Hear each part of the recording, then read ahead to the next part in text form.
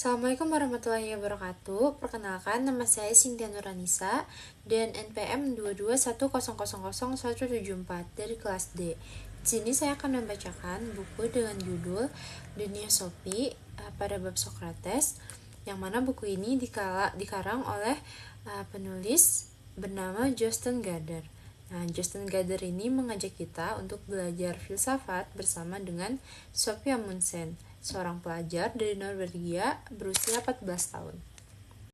Baik, langsung saja saya bacakan pada bab Socrates. Socrates berkata, orang yang paling bijaksana adalah orang yang mengetahui bahwa dia tidak tahu. Sophie segera mengenakan daster dan bergegas menuju dapur. Ibunya sedang berdiri di dekat meja dapur. Sophie memutuskan untuk tidak mengatakan apapun mengenai selendang sutra itu. Apakah ibu sudah mengambil koran? Tanyanya. Ibunya berpaling. Maukah kamu mengambilkannya untukku? Sophie melesat keluar pintu dalam sekejap menuju kotak surat.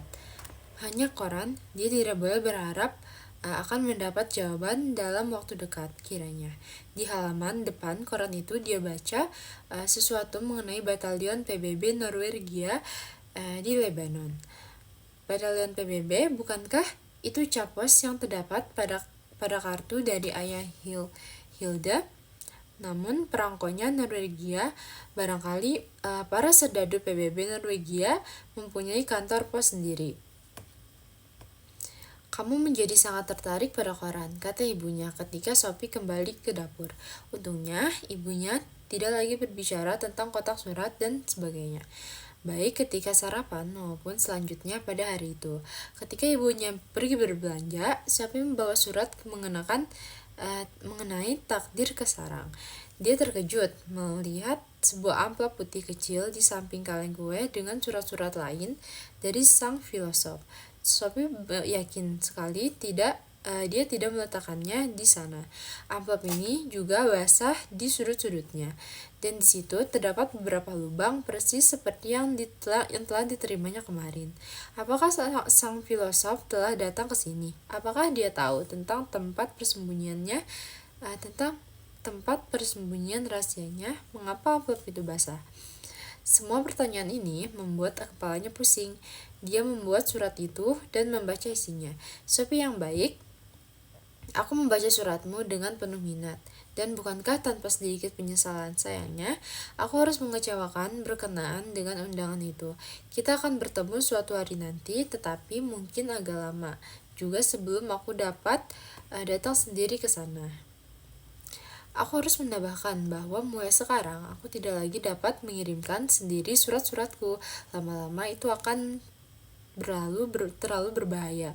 Kelak, surat-surat akan dikirimkan oleh utusan kecilku. Selain itu, surat-surat tersebut akan dibawakan langsung ke tempat rahasia di taman ini. Kamu boleh terus menghubungiku kapan aja. Kamu merasa perlu caranya? Letakkan sebuah amplop merah jambu dengan sepotong kue atau segumpal gula di dalamnya. Jika utusan itu menemukannya, dia akan membawanya langsung kepadaku. NB sungguh tidak menyenangkan menolak undangan seorang gadis muda untuk minum kopi, tapi kadang-kadang itu terpaksa dilakukan. NB lagi, jika kamu menemukan selembar selendang sutra merah di suatu tempat, tolong simpan baik-baik. Kadang-kadang, barang milik pribadi suka tercampur-campur, terutama di sekolah dan tempat-tempat semacam, dan ini adalah sebuah kursus filsafat. Salam, Alberto Knox. Sophie telah menjalani kehidupan hampir selama 15 tahun dan telah menerima begitu banyak surat di usianya yang masih muda. Setidaknya pada setiap hari Natal dan hari ulang tahunnya, tapi surat ini adalah paling aneh yang pernah diterimanya. Tidak ada capos di situ, bahkan surat itu tidak ditaruh di kotak surat, tetapi dibawa langsung ke tempat persembunyian Sophie yang paling rahasia di semak-semak tua. Kenyataannya bahwa surat itu basah. Pada musim semi yang kering juga merupakan sesuatu yang misterius. Yang paling aneh dari semuanya adalah selendang sutra itu. Tentu saja sang filosof pasti mempunyai seorang murid lain. Pasti begitu. Dan murid lain ini telah kehilangan selendang sutra merah. Benar, namun bagaimana benda itu bisa sampai di bawah tempat tidur Sophie? dan Alberto Knox. Nama macam apa itu? Satu hal sudah jelas, kaitan antara sang filosof dengan Hilde Moller-Knag. Tapi bahwa ayah Hilde sendiri sampai salah menuliskan alamat itu benar-benar tidak dapat dipahami. Sophie duduk lama sambil memikirkan hubungan apa yang mungkin ada antara Hilde dengan dirinya. Akhirnya dia menyerah. Sang filosof telah menemukan bahwa dia akan bertemu dengannya suatu hari nanti. Barangkali dia juga akan bertemu dengan Hilde. Dia membalik-balikan surat itu. Kini dia juga melihat bahwa ada beberapa kalimat yang ditulis di belakang. Adakah sesuatu yang disebut kesopanan alamiah? Orang yang paling bijaksana adalah orang yang mengetahui bahwa dia tidak tahu. Mengetahui yang sejati berasal dari dalam. Pengetahuan yang sejati berasal dari dalam. Barang siapa mengetahui yang benar akan bertindak yang benar. Sophie tahu bahwa kalimat-kalimat pendek yang tertulis dalam amplop putih itu dimaksudkan untuk mempersiapkannya menerima amplop besar berikutnya yang akan tiba tak lama kemudian. Tiba-tiba dia mendapatkan gagasan. Jika si utusan datang ke sarang untuk mengirimkan amplop coklat itu, Sophie dapat duduk saja di sana menantikan pria itu. Atau dia seorang wanita, dia pasti hanya dapat bertanya-tanya hingga pria atau wanita itu memberitahunya tentang sang filosof. Surat itu menyebutkan bahwa si utusan itu kecil, mungkinkah dia seorang anak? Adakah sesuatu yang disebut kesopanan alamiah? Sophie tahu bahwa kesopanan adalah kata yang sudah ketinggalan zaman untuk rasa malu, misalnya karena terlihat telanjang, tapi apakah memang wajar untuk melakukan malu karena itu? Jika sesuatu itu wajar, pikirnya, itu sama bagi setiap orang, jadi pastilah masyarakat yang menentukan apa yang boleh dan tidak boleh kita lakukan. Ketika nenek masih muda, tentu saja kita tidak boleh berjemur dengan dada terbuka. Tapi kini, kebanyakan orang menganggapnya wajar, meskipun hal itu dilarang keras di banyak negara. Inikah filsafat? Sophie bertanya-tanya. Kalimat berikutnya adalah orang yang paling bijaksana adalah orang yang mengetahui bahwa dia tidak tahu. Lebih bijaksana dari siapa? Jika yang dimaksudkan sang filosof adalah bahwa seseorang yang menyadari dia tidak mengetahui segala sesuatu di dunia ini lebih bijaksana dibandingkan dengan seorang yang hanya mengetahui sedikit, tetapi mengira bahwa dia mengetahui segalanya. Yaitu memang tidak sulit untuk disetujui. Sophie tidak pernah berpikir itu sebelumnya, tapi semakin dalam dia berpikir, semakin jelas sebagian bahwa mengetahui apa yang tidak kita ketahui adalah juga semacam pengetahuan. Hal paling tolol yang diketahuinya adalah jika orang bersikap seolah-olah dia mengetahui segala sesuatu yang sama sekali tidak diketahuinya. Kalimat berikutnya adalah tentang pengetahuan sejati yang berasal dari dalam. Tapi bukankah semua pengetahuan itu masuk ke kepala setiap orang dari luar? Selain itu, Sophie dapat mengingat beberapa kejadian ketika ibunya atau para guru di sekolah berusaha untuk mengajarkan sesuatu yang belum dapat diterimanya. Dan dia baru benar-benar mengetahui bahwa ketika dia telah menambahkan suatu pengetahuan kepada dirinya sendiri, bahkan kadang-kadang dia tiba-tiba memahami sesuatu yang sama sekali tidak dapat dia pahami sebelumnya. Itulah barangkali yang dimaksudkan orang dengan pencerahan. Sejauh ini tidak ada masalah. Sophie mengira dia telah dapat mencerna dengan baik ketiga pertanyaan pertama. Tapi pernyataan berikut begitu aneh, sehingga mau tak mau dia tersenyum. Barang siapa mengetahui yang akan bertindak benar. Apakah itu berarti bahwa jika seorang perampok bank merampok sebuah bank itu karena dia tidak mengetahui hal yang lebih baik? Sophie tidak berpendapat begitu. Sebaliknya, dia berpendapat bahwa baik anak-anak maupun orang dewasa melakukan hal-hal tolol yang mungkin mereka sesali sesudahnya, justru karena mereka telah melakukan hal-hal yang bertentangan dengan penilaian mereka sendiri yang lebih baik. Ketika tengah duduk sambil berpikir, Sophie mendengar sesuatu menggerisik di tengah belukar kering di sisi pagar tanaman yang paling dekat dengan hutan. Mungkinkah itu si utusan? Jantungnya mulai berdegup lebih kencang. Kedengarannya seperti seekor binatang sedang mendekat dengan suara terang-harang. Saat berikutnya, seekor labrador besar mendesak masuk ke dalam sarang. Mulutnya menggigit sebuah amplop coklat besar yang dijatuhkan di kaki Sophie. Itu terjadi begitu cepat sehingga Sophie tidak sempat bereaksi. Saat berikutnya, dia duduk dengan amplop besar di kedua tangannya, dan si labrador keemasan telah berlari masuk ke hutan lagi. Begitu semuanya berlalu, dia baru bereaksi. Dia mulai menangis. Dia duduk seperti itu sejenak, kehilangan seluruh perasaan akan waktu. Lalu tiba-tiba, dia melihat ke atas. Jadi itulah utusannya yang termasyhur. Sophie menghembuskan napas lega. Jelas itulah sebabnya mengapa pinggiran amplop-amplop itu basah dan ada lubangnya. Mengapa hal itu tidak pernah terpikirkan olehnya? Kini akalnya bisa menerima saran sang filosof agar menaruh sebuah kue atau segumpal gula dalam amplop jika dia menulis surat kepada sang filosof. Dia mungkin tidak selalu secerdas yang diinginkannya, tapi siapa yang dapat menduga bahwa utusannya itu adalah seekor anjing yang terlatih? Itu memang sedikit di luar kebiasaan. Kini dia bisa mengabaikan sama sekali keinginannya memaksa si utusan untuk mengungkapkan tempat tinggal Alberto Knox. Sophie membuka amplop itu dan mulai membaca Filsafat Athena. Sophie yang baik, ketika kamu membaca ini, kamu mungkin telah bertemu Hermes. Tapi kalau belum, aku tambahkan di sini bahwa dia adalah seekor anjing.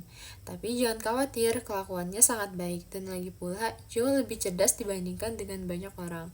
Dia sama sekali tidak pernah berusaha untuk menimbulkan kesan bahwa dia lebih pandai daripada yang sebenarnya. Perlu juga kamu ketahui bahwa namanya bukanlah tanpa makna. Dalam mitologi Yunani, Hermes adalah utusan para dewa. Dia juga dewa para pelaut, tapi kini tidak akan mengurusi hal itu. Setidak-tidaknya untuk saat ini, yang lebih penting adalah bahwa Hermes juga memberikan namanya untuk kata hermetik, yang berarti tersembunyi dan tak terjangkau. Bukankah tidak cocok dengan tugas Hermes untuk menjaga agar kita berdua tetap tersembunyi satu sama lain? Jadi, si utusan telah diperkenalkan. Tentu saja dia akan datang kalau namanya dipanggil dan berkelakuan sangat baik. Tapi kembali pada filsafat, Kira telah menyelesaikan bagian pertama dari pelajaran itu. Aku mengacu kepada para filosof alam dan tindakan mereka untuk tegas-tegas menjauhkan diri dari gambaran mitologis dunia.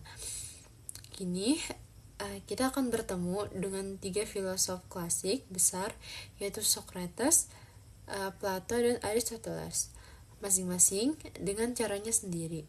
Para filosof ini memengaruhi seluruh peradaban Eropa. Para filosof alam itu juga disebut dengan pra-Socrates, sebab mereka hidup sebelum zaman Socrates. Meskipun Demokritus meninggal beberapa tahun setelah Socrates, semua gagasannya termasuk filsafat alam pra-Socrates. Socrates mewakili suatu era baru secara geografis maupun temporal. Dia adalah filosof besar pertama yang dilahirkan di Athena, dan baik dia maupun kedua penerusnya hidup bekerja di sana. Kamu mungkin ingat bahwa Anaxagoras juga hidup di Athena sebentar, tetapi kemudian diusir keluar sebab dia mengatakan bahwa matahari adalah sebuah batu merah panas. (Nasib Socrates tidak lebih baik). Sejak zaman Socrates, Athena merupakan pusat kebudayaan Yunani. Juga penting untuk dicatat perubahan karakter dalam proyek filsafat itu sendiri. Sementara ia berkembang dari filsafat alam hingga Socrates. Tapi sebelum kita menemui Socrates, mari kita ketahui sedikit tentang kaum Sofis yang menguasai panggung Athena pada masa hidup Socrates. Angkatira Sapi, sejarah gagasan-gagasan itu sepertinya sebuah drama yang banyak babak. Manusia sebagai pusat. Setelah sekitar 450 SM, Athena merupakan pusat kebudayaan di dunia Yunani. Sejak masa itu, filsafat mengambil arah baru. Para filosof alam hanya memusatkan perhatian pada hakikat dunia fisik semata. Karena itulah mereka menempati posisi sentral dalam sejarah sains. Di Athena, minat kini dipusatkan pada individu dan kedudukannya dalam masyarakat. Secara lambat laun, demokrasi berkembang dengan majelis-majelis rakyat dan pengadilan hukum. Agar demokrasi dapat dijalankan, orang-orang harus cukup berpendidikan agar dapat ambil bagian dalam proses demokrasi. Kita telah melihat di zaman kita sendiri bagaimana demokrasi yang masih muda membutuhkan keterbukaan pikiran masyarakat. Bagi para penduduk Athena, yang paling penting adalah menguasai seni berpidato, yang berarti mengatakan berbagai hal dengan cara yang meyakinkan. Sekelompok guru dan filosof keliling dari koloni-koloni Yunani berkumpul di Athena. Mereka menanamkan diri kaum sofis. Kata sofis berarti seseorang yang bijaksana dan berpengetahuan. Di Athena, kaum sofis ini mencari nafkah dengan mengajar para warga negara dengan imbalan uang. Kaum sofis mempunyai satu ciri yang sama dengan para filosof alam. Mereka bersifat kritis terhadap mitologi tradisional. Namun pada saat yang sama, kaum sofis menolak apa yang mereka anggap sebagai spekulasi filsafat yang tidak berguna. Mereka berpendapat bahwa meskipun ada jawaban untuk pertanyaan filosofis, manusia tidak dapat mengetahui kebenaran mengenai teka-teki alam dan jagat raya. Dan dalam filsafat, pandangan seperti ini dinamakan skeptisisme. Namun, bahkan jika kita tidak dapat mengetahui jawaban seluruh teka-teki alam, kita tahu bahwa orang-orang harus belajar untuk hidup bermasyarakat. Kaum sofis memilih untuk menyibukkan diri mereka dengan masalah manusia dan kedudukannya dalam masyarakat. Manusia adalah ukuran dari segala sesuatu, kata sofis Protagoras, kira-kira 485-410 SM. Dengan itu, yang dimaksudkannya adalah bahwa masalah apakah sesuatu itu benar atau salah, baik atau buruk, harus selalu dipertimbangkan dalam kaitannya sebagai dengan kebutuhan-kebutuhan seseorang. Ketika ditanya apakah dia percaya kepada para dewa Yunani, dia menjawab, pertanyaan itu terlalu kompleks, sedangkan hidup ini terlalu singkat. Seorang yang tidak mampu mengatakan dengan tegas apakah dewa-dewa atau Tuhan itu ada dinamakan seorang agnostik. Kaum sofis biasanya orang-orang yang telah banyak bepergian dan melihat berbagai bentuk pemerintahan, baik aturan maupun hukum setempat. Di negara-negara kota bisa sangat beragam. Ini mendorong kaum sofis untuk bertanya apakah yang dialaminya dan apa yang diharuskan karena desakan dari masyarakat. Dengan melakukan ini, mereka merintis jalan bagi timbulnya kritik sosial dan negara-negara Athena.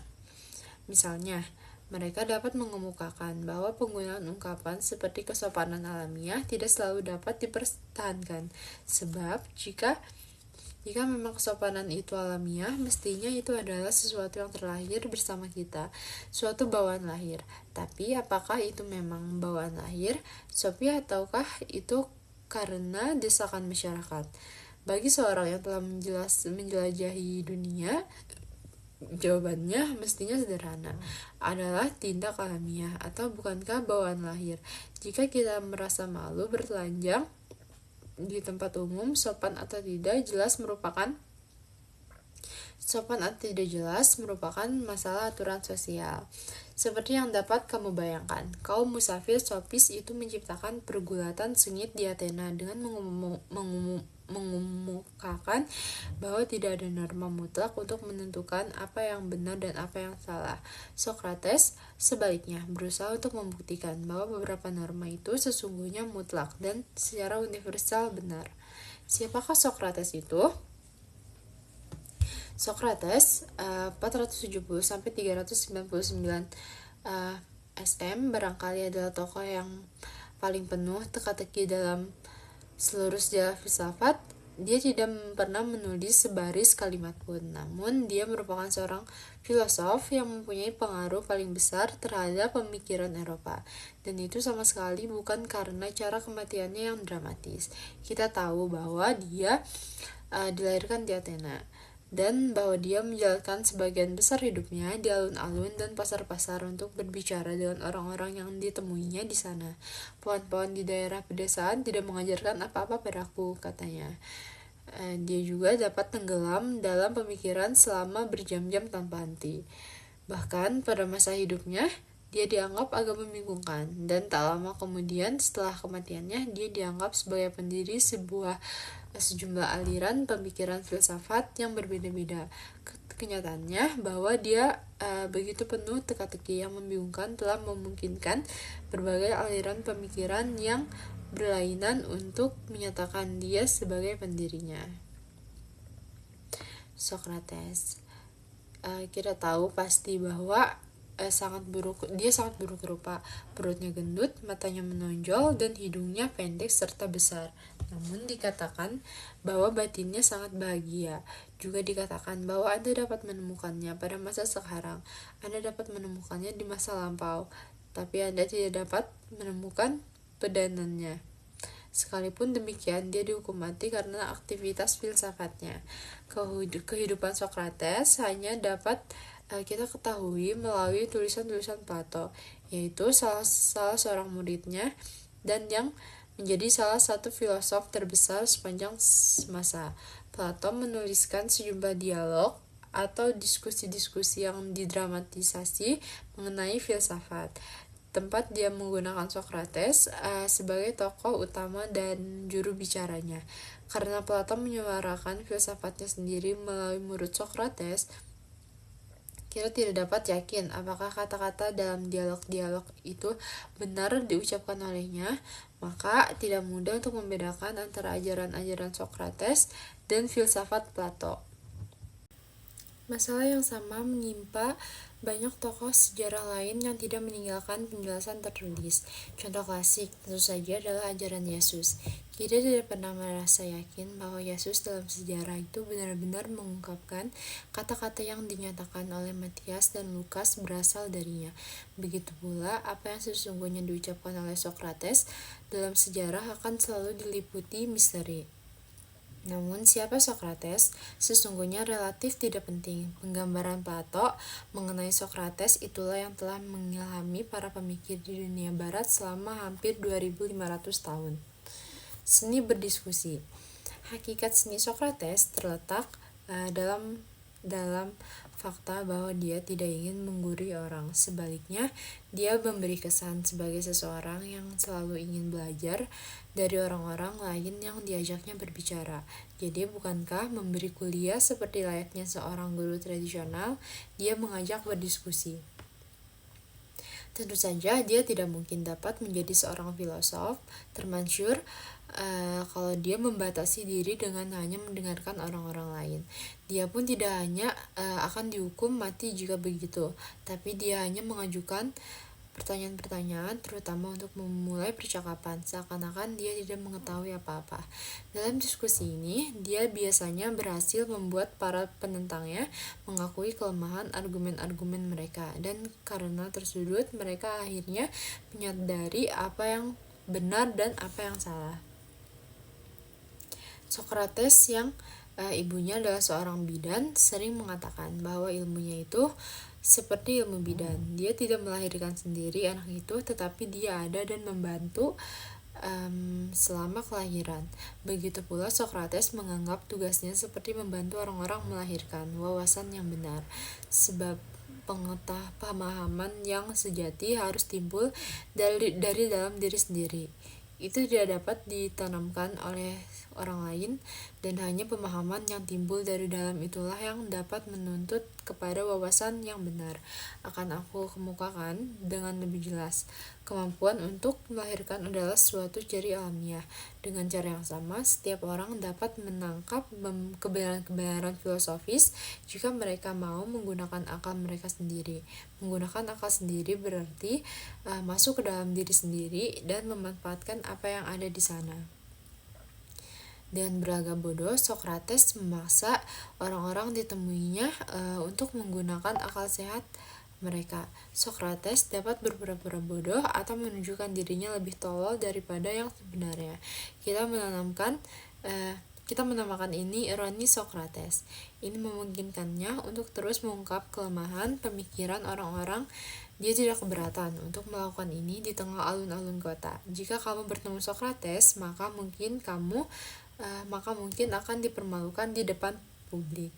Maka tidaklah mengherankan bahwa sejalan dengan berlalunya waktu, orang-orang menganggapnya sangat menjengkelkan, terutama orang-orang yang mempunyai kedudukan tinggi dalam masyarakat.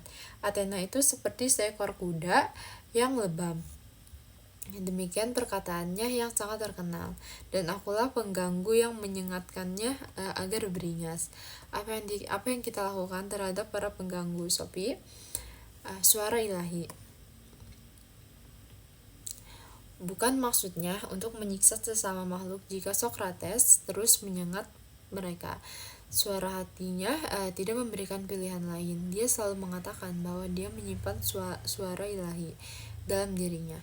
Socrates mengajukan protes, misalnya terhadap tindakan menghukum mati seseorang. Dia juga menolak untuk memberi informasi kepada musuh-musuh politiknya. Inilah yang akhirnya membuat dia kehilangan nyawa. Pada 399 SM, dia didakwa memperkenalkan dewa-dewa baru dan merusak kaum muda, serta tidak mempercayai dewa-dewa yang telah diterima.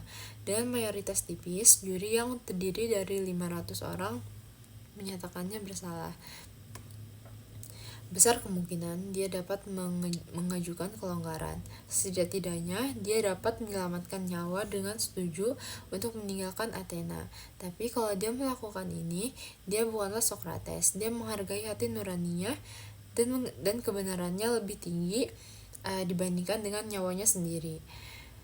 Dia meyakinkan bahwa dia hanya bertindak demi kepentingan negara.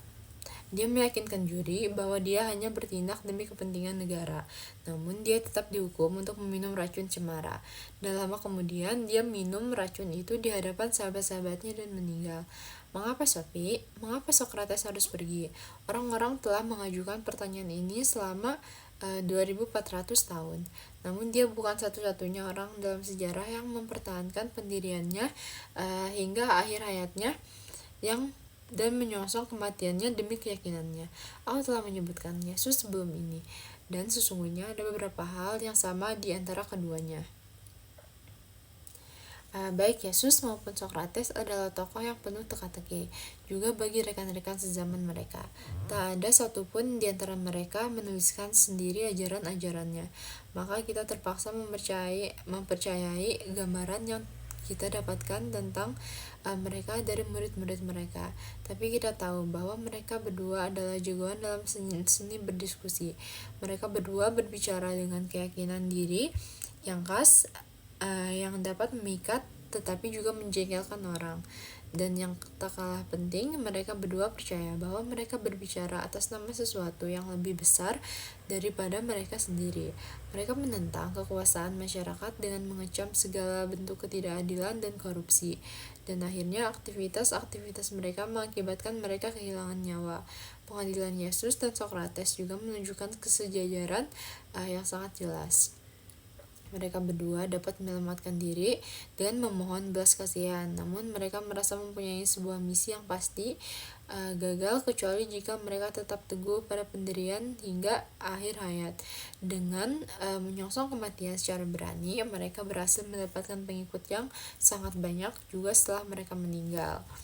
Aku tidak bermaksud menyarankan bahwa Yesus dan Socrates itu sama. Aku hanya ingin menunjukkan fakta bahwa mereka berdua mempunyai pesan yang terkait erat dengan keberanian pribadi mereka. Seorang badut di Athena. Socrates, Sophie, kita belum selesai dengannya. Kita telah membicarakan metodenya, tapi apakah proyek filsafatnya? Socrates hidup pada masa yang sama dengan para sofis. Seperti mereka, dia lebih berminat pada masalah manusia yang tempatnya di dalam masyarakat daripada masalah kekuatan alam. Sebagaimana dikatakan oleh filosof Roma Cicero mengenai dirinya beberapa ratus tahun kemudian. Socrates menurunkan filsafat dari langit, mengantarkannya ke kota-kota, memperkenalkannya ke rumah-rumah, dan memaksanya untuk menelaah kehidupan, etika, kebaikan, dan kejahatan. Namun Socrates berbeda dengan para sofis dalam suatu hal yang sangat penting. Dia tidak menganggap dirinya sebagai seorang sofis, yaitu seorang yang pandai dan bijaksana. Tidak seperti kaum sofis, dia mengajarkan bukan untuk mendapatkan uang. Tidak, Socrates menyebut dirinya seorang filosof dalam pengertian yang sebenarnya dari kata itu.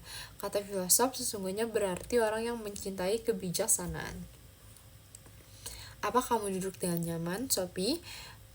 Karena untuk seluruh pelajaran ini, kamu harus memahami sepenuhnya perbedaan antara seorang sofis dengan seorang filosof. Kaum sofis mendapatkan uang untuk menjelaskan penjelasan mereka yang sangat ruwet, dan sofis semacam ini telah ada sejak zaman prasejarah. Aku mengacu pada sebuah guru sekolah dan orang yang menganggap dirinya tahu segalanya, yang sudah puas dengan sedikit pengetahuan yang mereka miliki, atau yang membual bahwa mereka mengetahui segala hal, mengetahui subjek-subjek yang sedikit pun tidak mereka ketahui. Barangkali kamu pernah bertemu beberapa sofis macam ini dalam usiamu yang masih belia. Seorang filosof sejati, Sophie, sama sekali berbeda, sangat berkebalikan. Sesungguhnya, seorang filosof mengetahui bahwa dalam kenyataannya hanya sedikit yang diketahuinya. Itulah sebab dia selalu berusaha untuk meraih pengetahuan yang sejati. Socrates adalah salah seorang manusia langka ini. Dia tahu bahwa dia tidak tahu apa-apa tentang kehidupan dan dunia, dan kini muncul bagian yang penting. Dia merasa gelisah karena hanya sedikit sekali yang diketahuinya. Oleh karena itu, filosof adalah seseorang yang mengakui bahwa ada banyak hal yang tidak dipahaminya dan tidak merasa terganggu karenanya. Dalam pengertian itu, dia masih lebih bijaksana daripada semua orang yang membual tentang pengetahuan mereka mengenai segala sesuatu yang tidak mereka ketahui. Orang yang paling bijaksana adalah yang mengetahui bahwa dia tidak tahu. Kataku, sebelum ini Socrates sendiri berkata, hanya satu yang aku tahu, yaitu bahwa aku tidak tahu apa-apa. Ingat pernyataan ini, sebab itu adalah pengakuan yang langka. Bahkan di kalangan filosof, lagi pula bisa berbahaya sekali mengucapkan itu di depan umum karena nyawamu jadi taruhannya. Orang yang paling subversif adalah yang selalu bertanya, memahami jawaban, tidaklah begitu berbahaya. Mengajukan satu pertanyaan dapat lebih memancing ledakan dibandingkan dengan 1000 jawaban. Kamu ingat cerita tentang baju baru sang maharaja. Maharaja sesungguhnya telanjang bulat, tetapi tak seorang rakyat pun berani mengatakannya. Tiba-tiba seorang anak berteriak, tapi dia tidak mengenakan apa-apa. Itu adalah anak yang berani. Sophie, sepertinya Socrates yang berani mengatakan pada orang-orang betapa sedikit yang diketahui manusia. Persamaan antara anak-anak dan filosof sudah kita bicarakan sebelumnya. Tepatnya, umat manusia dihadapkan pada sejumlah pertanyaan sulit yang tidak dapat kita temukan jawabannya yang memuaskan. Maka muncul dua kemungkinan. Kita dapat memperdaya diri sendiri dan seluruh dunia dengan berpura-pura bahwa kita mengetahui segala hal yang harus diketahui, atau kita dapat menutup mata terhadap masalah-masalah penting dan tinggal diam. Dalam hal ini, manusia terbagi dua secara umum. Mereka merasa sangat yakin atau sama sekali tidak peduli. Keduanya merayap jauh ke dalam bulu-bulu si kelinci. Itu seperti membagi sebungkus kartu menjadi dua tumpukan. Sophie, kamu meletakkannya, kartu-kartu hitam di satu tumpukan dan merah di tumpukan satunya. Tapi berulang kali si badut muncul dari kartu hati dan klaver, wajik atau skop. Socrates adalah badut ini di Athena. Dia tidak merasa yakin dan tidak pura acuh tak acuh. Yang diketahuinya hanyalah bahwa dia tidak tahu apa-apa, dan hal ini mengganggunya. Maka dia menjadi filosof, orang yang tidak mau menyerah, tetapi terus berusaha tanpa kenal lelah mencari kebenaran. Diceritakan bahwa seorang penduduk Athena pernah bertanya kepada peramal di Delphi tentang siapakah manusia yang paling bijaksana di Athena. Sang peramal menjawab bahwa Socrates adalah yang paling bijaksana dari semua manusia. Ketika Socrates mendengar ini, dia sangat terkejut. Dia pasti tertawa, Sophie. Dia pernah mendatangi seorang Dia pergi mendatangi seorang di kota yang oleh dirinya maupun semua orang lainnya dianggap sangat bijaksana. Tetapi ketika ternyata orang ini tidak mampu memberikan Socrates jawaban yang memuaskan terhadap pertanyaannya, Socrates sadar bahwa peramal itu benar. Socrates merasa adalah penting untuk membangun landasan yang kuat untuk pengetahuan kita. Dia percaya bahwa landasan ini terletak pada akal manusia. Dengan keyakinannya yang tak tergoyahkan pada akal manusia, jelaslah bahwa dia seorang rasionalis. Wawasan yang benar menuntun pada tindakan yang benar. Seperti telah aku sebutkan sebelumnya, Socrates menyatakan bahwa dia dituntun oleh suara batin ilahi, dan bahwa hati nurani ini mengatakan kepadanya apakah yang benar. Orang mengetahui apa yang baik akan berbuat baik, katanya. Dan ini yang dimaksudkannya adalah bahwa wawasan yang benar akan menuntun pada tindakan yang benar, dan hanya orang yang bertindak benar sajalah yang dapat menjadi orang yang berbudi luhur. Jika kita melakukan kesalahan, ini karena kita tidak tahu. Itulah sebabnya penting sekali untuk terus belajar. Socrates berusaha untuk menemukan definisi-definisi yang telah dan secara universal diterima mengenai benar dan salah. Jika seperti kaum sofis, dia percaya bahwa kemampuan untuk membedakan benar dan salah terletak pada akal manusia, bukan dalam masyarakat. Barangkali kamu beranggapan bahwa bagian terakhir ini agak terlalu kabur, Sophie. Coba aku kemukakan begini. Socrates menganggap bahwa mungkin seorang dapat bahagia jika mereka bertindak menentang penilaian mereka lebih baik. Dan orang yang tahu cara meraih kebahagiaan akan melakukan hal itu. Oleh karena itu, orang yang tahu apakah yang benar akan bertindak benar, sebab untuk apa orang memilih menjadi tidak bahagia. Bagaimana pendapatmu, Sophie? Dapatkah kamu menjalankan kehidupan yang bahagia jika kamu terus melakukan hal-hal yang jauh di lubuk hati kamu tahu salah? Banyak sekali orang yang berbohong dan menipu dan menjelek-jelekan orang lain. Apakah mereka sadar bahwa semua ini tidak benar atau tidak adil? Apakah kamu pikir orang-orang ini bahagia? Menurut Socrates, tidak. Setelah Sophie membaca surat itu dan cepat dimasukkannya ke dalam kaleng kue, dan dia merangkak keluar menuju taman. Dia sudah ingin berada di dalam rumah sebelum ibunya kembali dari berbelanja untuk menghindari pertanyaan yang dari mana dia tadi, dan dia telah berjanji akan mencuci piring. Dia baru saja mengisi bak cuci dengan air ketika ibunya datang sempoyongan dengan 2 kantong belanja yang sangat besar. Mungkin itulah sebab ibunya berkata, "Kamu agak sibuk belakangan ini, Sophie." Begitulah pula Socrates. Sophie tidak tahu mengapa dia mengucapkan itu. Kata-kata tersebut keluar begitu saja dari mulutnya. Socrates. Ibu terperanjat, matanya membesar. Sungguh menyedihkan, dia harus mati karenanya. Sophie meneruskan sambil berpikir, ya ampun, Sophie, aku tidak tahu apa yang harus kulakukan. Dia juga Socrates. Yang diketahuinya hanyalah bahwa dia tidak tahu apa-apa. Toh dia adalah orang paling bijak di Athena. Ibunya tidak mampu mengucapkan apa-apa. Akhirnya dia berkata, apakah ini sesuatu yang harus kamu pelajari di sekolah? Sophie menggelengkan kepala dengan penuh semangat. Kami tidak belajar apa-apa di sana. Perbedaan antara guru sekolah dan filosof adalah bahwa guru sekolah mengira bahwa mereka tahu banyak hal dan mereka coba paksakan untuk masuk ke tenggorokan kami. Filosof berusaha untuk memahami segala sesuatu bersama murid-murid mereka. Kini kita kembali pada kelinci putih lagi. Kamu tahu, apakah menuntut untuk diberitahu siapakah sesungguhnya teman priamu? Kalau tidak, aku akan mulai menganggap dia sedikit terganggu otaknya. Sophie berbalik, membelakangi ibunya dengan tumpukan piring-piring itu dan menunjuk ibunya dengan lap piring. Mungkin dia yang terganggu, tapi dia yang suka mengganggu orang-orang lain untuk mengunggah mereka dari kelembaman. Sudah cukup. Kira dia terlalu kurang ajar. Sophie kembali pada cuciannya. Dia tidak kurang ajar dan tidak juga sopan, kata Sophie. Dia terus berusaha untuk meraih kebijaksanaan sejati. Itulah perbedaan besar antara seorang badut yang sesungguhnya dan kartu lain dalam bungkusan itu. Apakah kamu bilang seorang badut? Sophie mengangguk.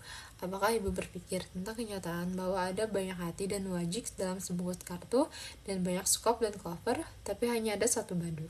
Sungguh menyedihkan bahwa kamu membalas ucapan ibu, Sophie. Dan bagaimana ibu bertanya? Ibunya telah menyimpan semua bahan makanan, kini dia mengambil koran dan pergi ke ruang duduk. Sophie mengira dia menutup pintu lebih keras daripada biasanya. Sophie selesai mencuci dan naik ke kamarnya.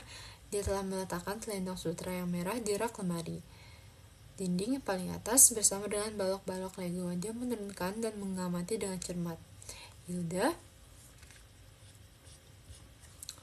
sekian yang dapat saya bacakan. Mohon maaf apabila kurang jelas dalam pembacaan. Assalamualaikum warahmatullahi wabarakatuh.